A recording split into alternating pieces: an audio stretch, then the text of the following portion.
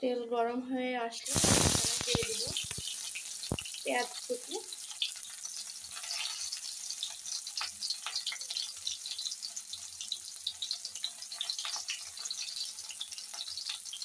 পেঁয়াজ কুচিগুলো দিয়ে আমি ভালো করে হালকা ভেজে নেব।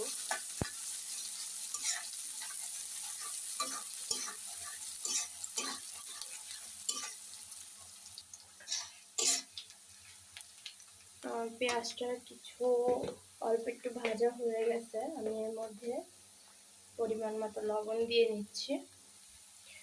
এরপর দিয়ে নেব আমি অল্প একটু পানি, যাতে আমার পেঁয়াজটা পুড়ে না যায়।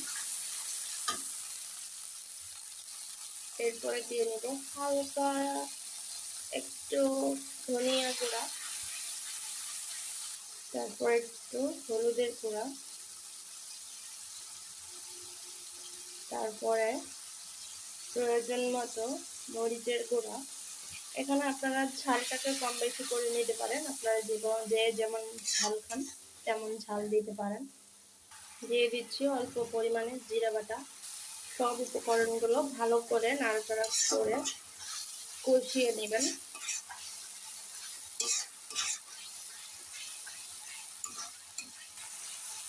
আমার মশলাটা কষানো শেষ, দেখতেই পাচ্ছেন মশলার কষাতে কষাতে এটার উপর থেকে তেল ভেসে উঠেছে।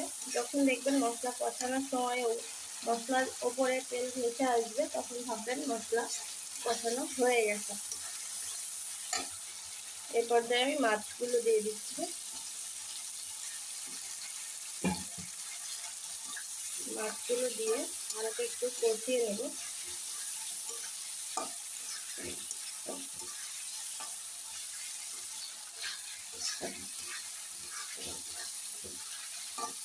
আমার মাছটা কষানো শেষ, এ পর্যায়ে আমি পানি অ্যাড করব।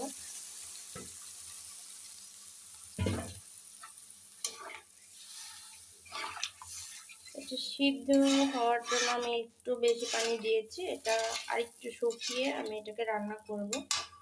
এই পর্যায়ে আমি দিয়ে দিচ্ছি টমেটোগুলো।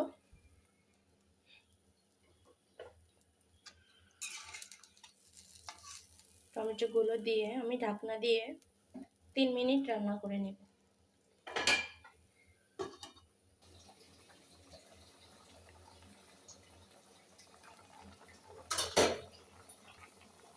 তিন মিনিট পরে আমি ঢাকনা দিয়ে উঠিয়ে এটার মধ্যে ধনিয়া পাতা দিয়ে দিব।